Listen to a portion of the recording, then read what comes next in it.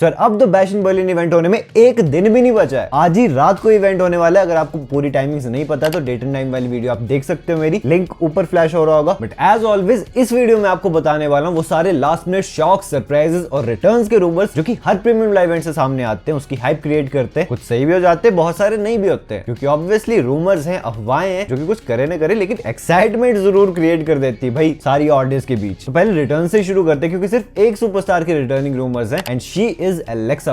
अब I know कि ये रूमर क्यों सामने आ रहा होगा, क्योंकि एलेक्सा ब्लिस ने खुद से ही काफी बार टीज किया रिसेंट टाइम्स में कि वो डब्ल्यूडब्ल्यूई में वापस आने वाली हैं। इंस्टाग्राम पे उन्होंने पोस्ट किया, ट्विटर पे वो ट्वीट्स वगैरह कर रही हैं, जिससे कि वो हिंट तो ड्रॉप कर रही है वापस आने का, लेकिन मुझे ये नहीं लगता कि वो इसी इवेंट में वापस आएंगी। अगर आप पूरा कार्ड देखो बैश इन बर्लिन का, तो कौन सा ऐसा स्पॉट है, कौन सा ऐसा मैच है जहां पे कि एलेक्सा ब्लिस आ सकती है? कोई भी नहीं। तो फालतू में उन्हें एक बैक स्टेज सेगमेंट देखे या फिर कुछ भी आलतू फालतू जगह लाके फायदा ही नहीं है कोई। मैं तो चाहता हूँ एलेक्सा ब्लिस जब भी आए वो डायरेक्ट अच्छी खासी स्टोरी लाइन में इन्वॉल्व हो जाए, और लाना ही उन्हें तब चाहिए जब डब्ल्यूडब्ल्यूई के पास उनके लिए एक प्रॉपर स्टोरी हो। एंड अब हम आ जाते हैं उन शॉक्स एंड सरप्राइजेस पे जो कि हमें इस इवेंट से देखने को मिल सकते हैं। पहला तो सामने आ रहा है गुंथर वर्सेस रैंडी ऑर्टन के वर्ल्ड चैंपियनशिप मैच से, कि भाई इस मैच के एंडिंग मोमेंट्स में हमें लुडविग काइजर टर्न करते हुए दिख सकते हैं गुंथर के ऊपर, जो कि एक रीजन बन सकता है जिसके चलते रैंडी ऑर्टन वर्ल्ड चैंपियन बन जाए। अब आपको मैंने ऑलरेडी मैच एंडिंग्स वाली वीडियो में बता दिया था कि पॉसिबिलिटीज कितनी है, ऑर्टन का कितना चांस है, लुडविग काइजर के टर्न करने का कितना चांस है, क्योंकि और कोई पॉसिबिलिटी बनती नहीं है। बिकॉज़ समरस्लैम में तो गुंथर ने वर्ल्ड चैंपियनशिप जीती है यार, और ये टाइटल वर्ल्ड चैंपियनशिप है, वुमेन्स टैग टीम चैंपियनशिप नहीं कि भाई फटाफट टाइटल चेंज होते रहेंगे। अगर डब्ल्यूडब्ल्यूई ने गुंथर को चैंपियन बनाया तो कुछ सोच समझ के बनाया होगा ना। ऑल्दो मैं तो चाहता हूं, हम सब चाहते हैं कि ऑर्टन के पास वर्ल्ड चैंपियनशिप आए, लेकिन कहीं ना कहीं हम ये भी जानते हैं कि ये चीज पॉसिबल नहीं है करंट टाइम में, और डेफिनेटली इसके चलते ये रूमर तो स्प्रेड होना ही था। बाकी इससे नेक्स्ट रूमर की तरफ मैं चलता हूं, जो कि अगेन इसी ऐसे सामने आ रहा है कि लुडविग काइजर तो गुंथर पे टर्न ना करे, बल्कि वो हेल्प करे गुंथर के इस मैच को जीतने में। लेकिन हो सकता है कि जियोवानी विंची यहाँ पे आ जाए और वो बदला लेने के चक्कर में टर्न कर जाए गुंथर पे, जिसकी हेल्प के चलते रैंडी ऑर्टन चैंपियन बन जाए। देखो रूमर तो काफी सही है, उसे मैं डिनाई नहीं कर रहा हूँ, काफी ब्रूटल अटैक किया था लुडविग ने उनके ऊपर। अब बदला लेना तो बनता है, तो इससे बड़ा मौका उनके पास नहीं आएगा बदला लेने का, जब गुंथर की टाइटल ऑन द लाइन है और सामने एक लेजेंड खड़ा हुआ है। पर्सनली बोले तो मुझे इस चीज की पॉसिबिलिटी काफी कम लगती है। मुझे लगता है जियोवानी विंची को इतना बड़ा मोमेंट देंगे डब्ल्यूडब्ल्यूई वाले। हाँ, लुडविग काइजर को एक बार के लिए मैं सोच भी सकता हूँ कि मोमेंट दिया जाए, क्योंकि जैसा कि मैंने आपको बताया था वो जर्मनी से ही बिलोंग करते हैं और इवेंट भी जर्मनी से होने वाला है, तो उन्हें उनकी होम कंट्री में कोई लाइमलाइट देने के लिए डब्ल्यूडब्ल्यूई कुछ उनके साथ इंटरेस्टिंग कर सकती है, लेकिन हिसाब किताब तो आपको पता ही है। बाकी इससे नेक्स्ट रूमर की तरफ मैं चलता हूं, जो कि काफी हद तक पॉसिबल है। बाकी इससे नेक्स्ट रूमर सामने आ रहा है the American nightmare Cody Rhodes versus the prize fighter Kevin Owens के मैच से, जो कि for the undisputed WWE championship होने वाला है, कि हमें यहाँ ब्लड लाइन की इंटरफेरेंस देखने को मिल सकती है, जो कि कोडी रोड्स और केविन ओवंस दोनों पे अटैक करेंगे, जिसके चलते मैच डिस्क्वालिफिकेशन में खत्म हो जाएगा and as champions advantage Cody Rhodes retain कर लेंगे अपनी टाइटल। अब इसकी पॉसिबिलिटी काफी अच्छी खासी है। देखो स्मैकडाउन पे खुद भी बोला था ना सोलो सिकोआ ने ये तो that he is not done with Cody Rhodes, और ये भी कह चुके हैं वो कि if it wasn't for Roman Reigns solo Sikoa champion होते, जो कि बिल्कुल गलत भी नहीं बोल रहे हैं, उनकी भी बात सही है अपनी जगह। बाकी let's see what we get, क्या चीज हमें देखने को मिलती है। बट अब इससे नेक्स्ट रूमर की तरफ मैं चलता हूं, जो कि इस मिक्स टैग टीम मैच से सामने आ रहा है, जो कि होने वाला है हरामजादा डोमिनिक मिस्टीरियो एंड हॉट लिम Morgan versus Damian Priest and the Mami Rhea bloody replay के बीच। कि इस मैच में काफी ऑब्वियस सी बात है फिन बैलर, जेडी मैकडोना और कार्लिटो हेल्प करने आ जाए डोमिनिक और लिव की, और उन्हीं की हेल्प के चलते वो इस मैच को जीते। आपको पता ही है भाई ये स्टोरी यहाँ पे तो खत्म होने नहीं वाली है। अभी डेमियन और फिन भी होगा, रिया और लिव भी होगा, सिंगल्स मैचेस भी हमें देखने को मिलेंगे, आगे काफी सारे अच्छे इवेंट्स आने वाले हैं उसके लिए डब्ल्यूडब्ल्यूई के। तो अगर हील फैक्शन ही जीतती है तो फिर स्टोरी कंटिन्यूड रहेगी, लेकिन अगर बदला पूरा हो गया डेमियन प्रीस्ट और रिया रिप्ली का, तो शायद आगे उतना इंटरेस्ट ना रहे फैंस का, तो उस सारी चीज के चलते डब्ल्यूडब्ल्यूई ये चीज पुल ऑफ कर भी सकती है। बाकी अब इससे नेक्स्ट रूमर की तरफ मैं चलता हूं, जो कि यार इस women's tag team championship match से सामने आ रहा है, जो कि होने वाला है the unholy union versus Bianca Blair and Jade Cargill के बीच। अब देखो काफी सारे ऐसे रूमर्स ये भी सामने आ रहे हैं कि यहाँ पे बियांका और जेड का अच्छा खासा चांस बनता है जीतने का। बेटिंग ऑड्स मैंने आपको ऑलरेडी बता दी थी इस मैच के। एल्बा फायर और आयला डॉन भले ही फेवरेट है इस मैच को जीतने के लिए, लेकिन उनके ऑड्स का डिफरेंस इतना भी ज्यादा नहीं है, यानी कि पासा पलट भी सकता है। लेकिन रूमर एक्चुअली ये है कि भाई हो सकता है कि फाइनली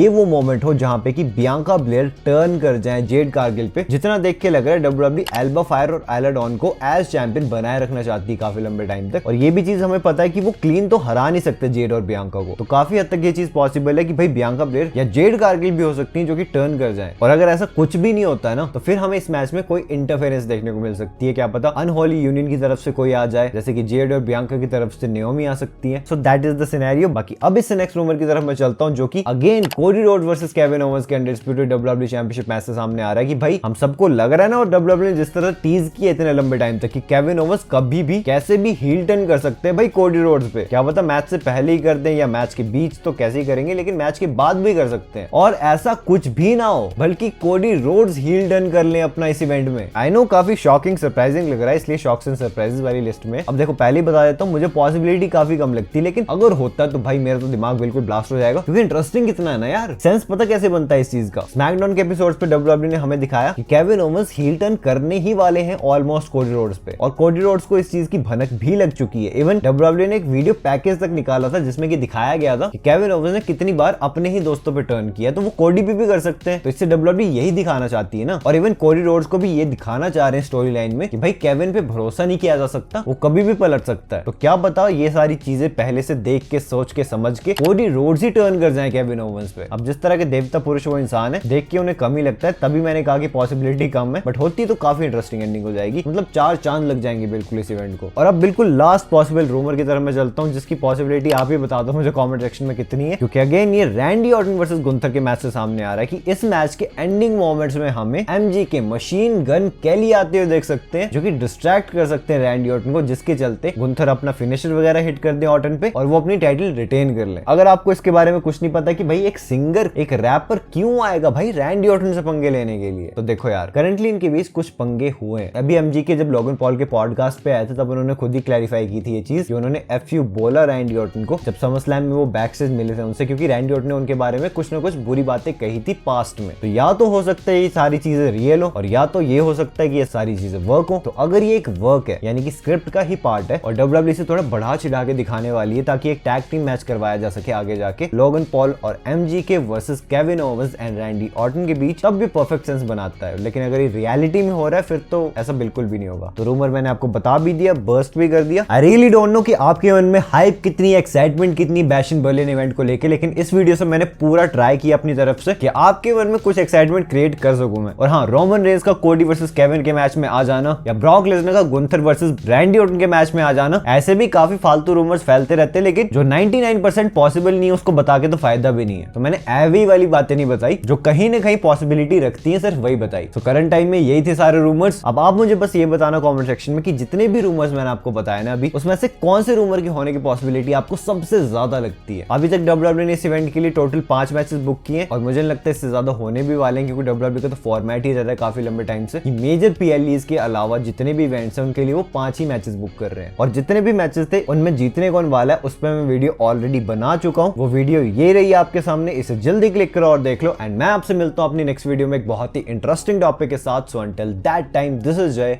साइनिंग आउट।